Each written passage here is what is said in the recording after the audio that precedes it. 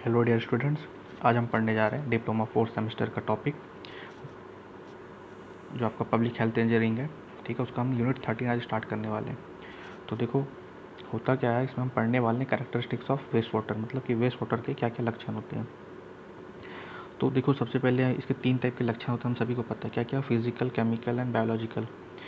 तो होता क्या है, जब वेस्ट वाटर हमारे घर या फिर इंडस्ट्री से निकलता है तो उसमें क्या होता है, बहुत सारी तरीके से इम्प्योरिटीज़ हो सकती है। वो इनऑर्गेनिक फॉर्म में भी हो सकता है, ऑर्गेनिक फॉर्म में भी हो सकता है। तो लगभग हम ये कह सकते हैं कि जो 99% आपका 99.9% वो लिक्विड फॉर्म में होता है और 0.1% सॉलिड फॉर्म में होता है। अगर मैं एग्जांपल लूँ, अगर मैं 1000 kg सीवेज सैंपल लेता हूँ तो मैं उसमें कह सकता हूँ कि 0.45 kg उसमें टोटल सॉलिड्स प्रेजेंट होगा। ठीक है, अब देखिए, अब होता क्या है कि ये जो सीवेज जो टोटल सॉलिड्स होता है ये 2 फॉर्म में होता है, या फिर ये जो वेस्ट वाटर होता है ये ऑर्गेनिक भी हो सकता है या फिर इनऑर्गेनिक भी हो सकता है। ठीक है, अब इनऑर्गेनिक को तो हम डिकम्पोज नहीं करा सकते। ठीक है, क्यों, प्लास्टिक, मेटल्स, इन सबको हम कहाँ डिकम्पोज करा पाएंगे। तो हम ऑर्गेनिक मैटर, जितने ऑर्गेनिक मैटर्स होते हैं उनको डिकम्पोज कराते हैं। अब ये ऑर्गेनिक मैटर भी 2 टाइप के होते हैं। पहला आपका बायोडिग्रेडेबल, दूसरा होता है नॉन बायोडिग्रेडेबल। ठीक है, बायोडिग्रेडेबल मतलब बायोलॉजिकली एक्टिव और नॉन बायोडिग्रेडेबल मतलब नॉन बायोलॉजिकली एक्टिव। ठीक है, अब बायोडिग्रेडेबल क्या होता है, ऐसे ऑर्गेनिक मैटर जिनका डिकम्पोजिशन हम बैक्टीरिया के द्वारा बायोलॉजिकल एक्शन से करा सकते हैं, उसको क्या बोलेंगे, बायोडिग्रेडेबल ऑर्गेनिक मैटर। ठीक है, अब देखो, अब बायोलॉजिकल डिकम्पोजिशन हो रहा है यहाँ पे। अब ये भी ना 2 तरह का होता है बायोलॉजिकल डिकम्पोजिशन। पहला तो होता है आपका कौन सा, एरोबिक डिकम्पोजिशन, दूसरा होता है आपका एनारोबिक डिकम्पोजिशन। ठीक है, तो जो आपका एरोबिक डिकम्पोजिशन होता है इसमें क्या होता है, हम इसमें ऐसे ये मतलब इस टाइप का डिकम्पोजिशन में क्या करते हैं हम लोग, सबसे पहले टर्म समझते हैं एरोबिक क्या होता है। Aerobic means in the presence of air. ठीक है, in the presence of air. और एनारोबिक मतलब क्या होता है, in the absence of air. तो in the presence of air when we decompose organic matters that is called aerobic decomposition. मतलब कि इन द प्रेजेंस ऑफ मतलब कि ऑक्सीजन के प्रेजेंट में हम डिकम्पोजिशन करा रहे हैं किसका, ऑर्गेनिक मैटर्स का या फिर वेस्ट वाटर का या सीवेज का, उसको क्या बोलेंगे, एरोबिक डिकम्पोजिशन। ठीक है, दूसरा देख होता है आपका एनारोबिक डिकम्पोजिशन। ठीक है, ये आपका एरोबिक डिकम्पोजिशन।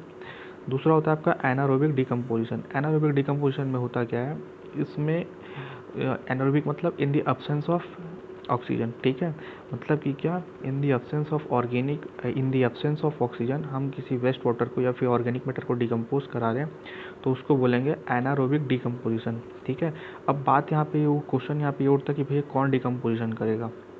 ठीक है, तो यहाँ पे हमारे पास 3 टाइप के बैक्टीरियाज होते हैं। पहला तो होता है आपका एरोबिक बैक्टीरिया, दूसरा होता है एनारोबिक बैक्टीरिया, तीसरा होता है आपका फैकल्टेटिव बैक्टीरिया। एरोबिक बैक्टीरिया वो होता है जो ऑक्सीजन के प्रेजेंस में ऑक्सीजन ले करके ऑर्गेनिक मैटर को कंज्यूम करता है या फिर उसको डिकम्पोज करता है। एनारोबिक बैक्टीरिया में क्या होता है, वो इन दी एब्सेंस ऑफ एयर या ऑक्सीजन वो क्या करता है, आपके ऑर्गेनिक मैटर्स को डिकम्पोज करता है।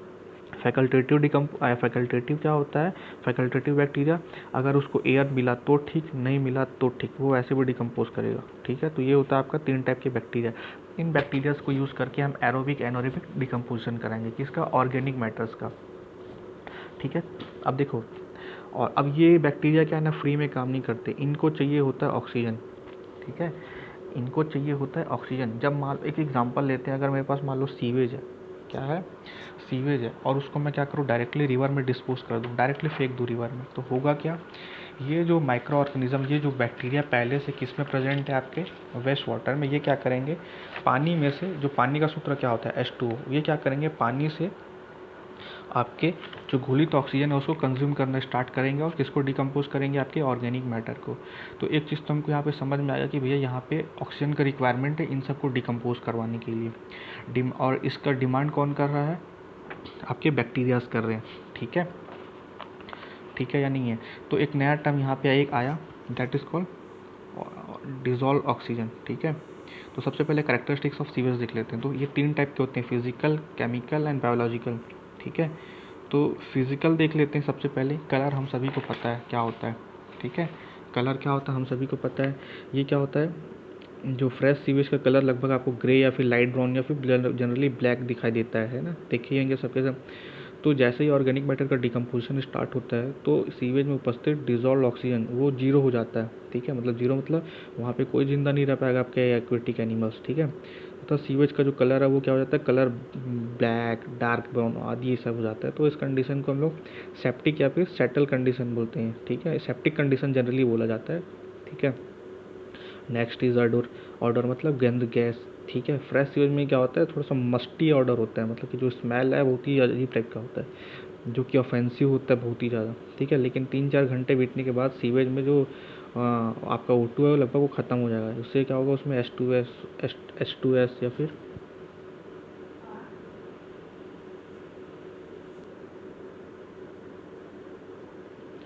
ऑडोर।